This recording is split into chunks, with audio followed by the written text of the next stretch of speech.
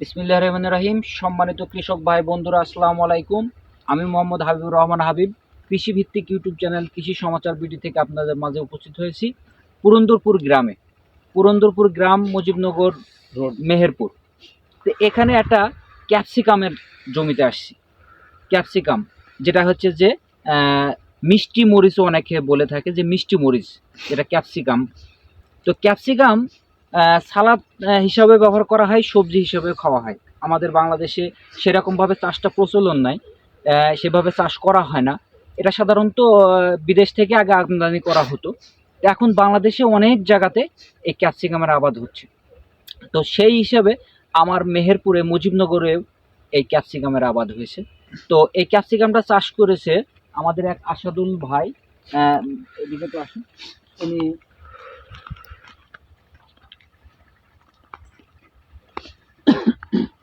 এই ক্যাপসিকাম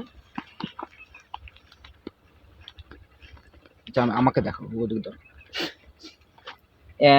এই ক্যাপসিকামটা যিনি আবাদ করেছেন, দেখেন কৃষকের নাম মোহাম্মদ আসাদুল ইসলাম, আসাদুল ভাই। ঠিক আছে, এটা সরকারিভাবে একটা প্রদর্শনীও আছে। তো এই ক্যাপসিকাম বাংলাদেশে কিন্তু ওইরকমভাবে ব্যবহার হয় না, কিন্তু আস্তে আস্তে কিন্তু আমরা এই ক্যাপসিকামটা চাষও করছি, খাওয়ার দিকেও এগিয়ে আসছি। বিভিন্ন সালাদ হিসাবে ব্যবহার করি, বিভিন্ন লুডুস, পাস্তা কিংবা হচ্ছে যে স্যুপেও আমরা ব্যবহার করি এই ক্যাপসিকাম। তো সেই ক্যাপসিকামের অদ্যপান্ত নিয়ে, অর্থাৎ ক্যাপসিকাম চাষটা কিভাবে শুরু করছে, এই ক্যাপসিকাম চাষে কি কি সার ব্যবহার করছে, কিভাবে সেচ ব্যবস্থাপনা, কি কি কীটনাশক ব্যবহার করছে, সেসব বিষয় নিয়ে ধাপ বাই ধাপ আপনাদের মাঝে ইনশাল্লাহ আমরা তুলে ধরবো। তো আজকে যেটা আপনারা তুলে ধরাবো, জাস্ট আপনারা ক্যাপসিকামটা কি পরিমাণে ধরছে, ফুল এবং ফলে আকার নিচ্ছে, সেসবগুলো আপনারা একটু দেখলে আপনারা বুঝতে পারবেন। এই যে গাছটা আমরা দেখছি, যে ছোট্ট একটা গাছটা মনে হয় আপনার কয় ফিট, 1 ফিটও এখনো হয় নাই। এই ছোট্ট একটা গাছে কতগুলা পরিমাণে ক্যাপসিকাম ধরছে দেখেন। অলরেডি এই জালিটা কিন্তু মোটা হয়ে গেছে, এখানে ফুল নিয়েছে।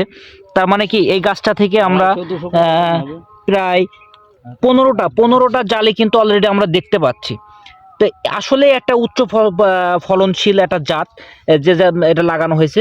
সঙ্গে আমরা মালচিং পেপার ব্যবহার করেছি, গাছগুলো যাতে হেলে না পড়ে সেজন্য কিন্তু সাইড হিসেবে কিন্তু আমরা এই যে সুতালি ব্যবহার করেছি। গাছটা যখন বড় হবে আস্তে আস্তে, তখন গাছগুলো হেলে না পড়ে, তার জন্য কিন্তু আমরা এই যে সুতালি ব্যবহার করা হয়েছে।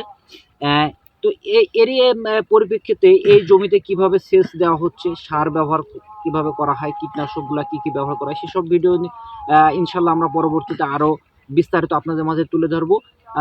আমাদের পাশে থাকেন অবশ্যই, ঠিক আছে। আমাদের চ্যানেলটাকে অবশ্যই সাবস্ক্রাইব করেন। ধন্যবাদ, আসসালামু আলাইকুম।